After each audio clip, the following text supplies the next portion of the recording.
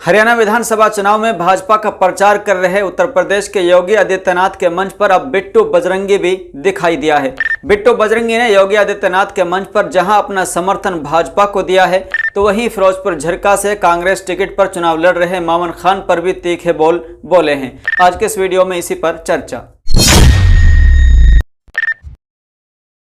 अस्सलाम वालेकुम वरहमतुल्लाहि वबरकातुहू। आप तमाम नाजरीन को एमटी न्यूज़ इंडिया में खुश आमदेद। मैं आपके साथ आपका मेज़बान साहिब कासमी।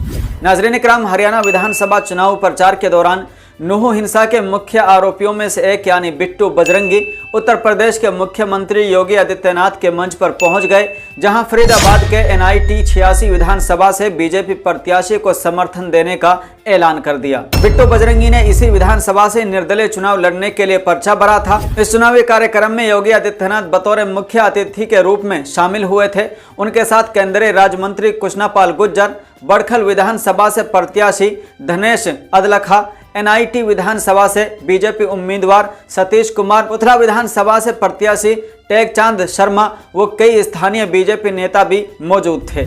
योगी आदित्यनाथ के मन से बीजेपी प्रत्याशी के समर्थन का ऐलान करते हुए बिट्टू बजरंगी ने अपने संबोधन के दौरान कांग्रेस उम्मीदवार मामन खान पर हमला बोला। उन्होंने कहा कि मामन खान कहता है कि उनकी सरकार आएगी तो बहुतों को मेवात छोड़ना पड़ेगा। बजरंगी ने कहा कि सरकार केवल एक की नहीं होती, सरकार सबकी होती है, इसीलिए सभी सनातनी एक होकर के हरियाणा में बीजेपी की सरकार बनाओ। वहीं बिट्टू बजरंगी ने कहा कि जनता कांग्रेस से दुखी है, नेताओं ने NIT की जनता को लूटा है। अब नेता लाखों करोड़ों खर्च कर चुनाव लड़ रहे हैं, लेकिन मेरे पास पैसा नहीं, केवल जनता है।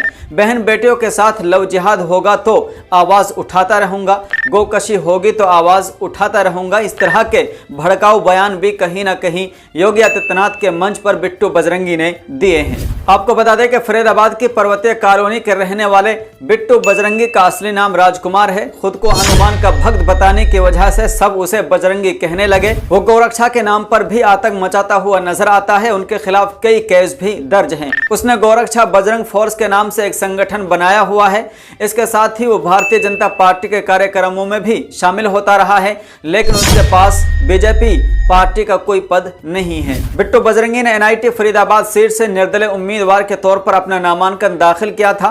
गोरक्षा बजरंग फोर्स बनाने वाले बजरंगी का विवादों से पुराना नाता रहा है। लगातार वो विवादित बयान देते हुए नजर आते हैं और कहीं ना कहीं नूह जो हिंसा हुई थी उसमें भी उनका बहुत ज्यादा रोल था, भड़काऊ भाषण देने में और इस तरह की वीडियोस वायरल करने में, जिससे ये हिंसा फैली थी। लेकिन अब विधानसभा चुनाव के बीच योगी आदित्यनाथ के मंच पर बिट्टू बजरंगी के देखने के बाद से एक मर्तबा फिर चर्चा शुरू हो गई है और योगी आदित्यनाथ के मन से उन्होंने बीजेपी प्रत्याशी को अपना समर्थन दिया है और कांग्रेस उम्मीदवार मामन खान पर हमला बोला है। और उन्होंने कहा है कि मामन खान कहता है कि उनकी सरकार आएगी तो बहुतों को मेवात छोड़ना पड़ेगा। इसी को लेकर के बजरंगी ने कहा कि सरकार केवल एक की नहीं होती, सरकार सबकी होती है।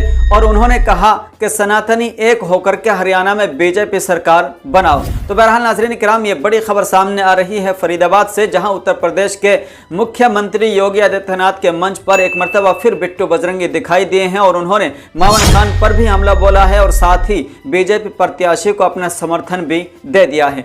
अब इस खबर में इतना ही। आपके इस ताल्लुक से क्या राय है, कमेंट बॉक्स में अपने राय का इजहार जरूर करें। अभी तक आपने हमारे चैनल एमटी न्यूज़ इंडिया को सब्सक्राइब नहीं किया है तो आप हमारे चैनल को जरूर सब्सक्राइब कर लें। अस्सलाम वालेकुम रहमतुल्लाहि व बरकातुहू।